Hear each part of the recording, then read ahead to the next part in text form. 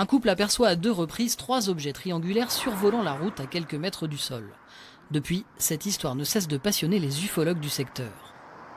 L'objet, quand il a fait un petit tournant en angle droit, il a légèrement été incliné. Et c'est avec cette inclinaison-ci qu'on a pu observer donc, le dessous de l'engin. Même à 80 ans passés, le Lillois Jean-Pierre Donte n'a pas hésité à faire le déplacement pour entendre le récit de Pierre et Jonathan, 2 enquêteurs belges. Ils ont vu en fait 3 lumières. L'intérêt vraiment de l'ufologie, c'est de faire des enquêtes de terrain. Si on se contente de compulser ce que l'on peut trouver sur Internet, on n'est pas à l'abri d'un canular ou de n'importe quelle histoire de ce genre-là. Par contre, sur le terrain, on vérifie. Et bien souvent, on identifie. Il faut aussi ne pas l'oublier. Mais ici, en l'occurrence, on n'a pas encore identifié du tout. On veut savoir ce que c'est, mais c'est très difficile parce que ça ne ressemble pas aux derniers avions que l'on connaît, le B-2, n'est-ce pas, ou bien l'avion Aurora, ou un autre avion connu militaire ou autre, puisque ça n'en a pas la forme exacte. Pas de photos, aucun bruit, aucun autre témoin. Aussi incroyable que cette histoire puisse paraître, elle ne surprend pas Jean-Pierre. Il la prend même très au sérieux. Une lumière puissante, mais qui ne diffusait pas. Non, elle ne diffusait pas. Non. Puisque les angles étaient extrêmement nets, voyez-vous. Oui. D'étranges lumières, mais aussi des traces sur le sol, des rémanences magnétiques. Depuis l'adolescence, Jean-Pierre s'intéresse aux ovnis, ces objets volants non identifiés. Une passion qui l'a mené à enquêter bénévolement sur plus de 120 cas dans la région en 50 ans.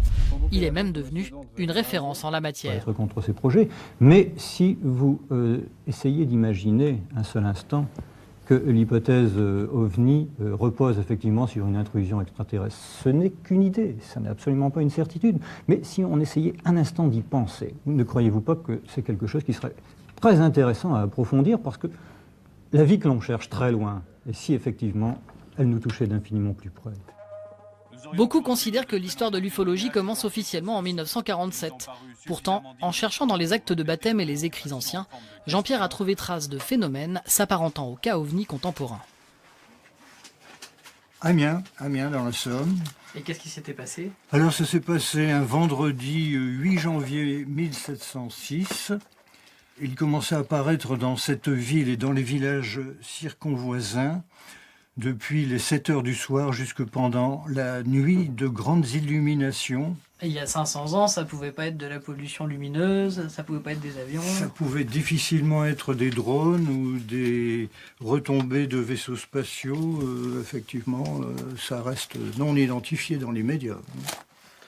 Dans son livre, Jean-Pierre recense plus de 750 cas OVNI dans la région, dont une vingtaine seulement en Picardie, une région moins peuplée que le Nord-Pas-de-Calais, où l'on trouve plus de passionnés.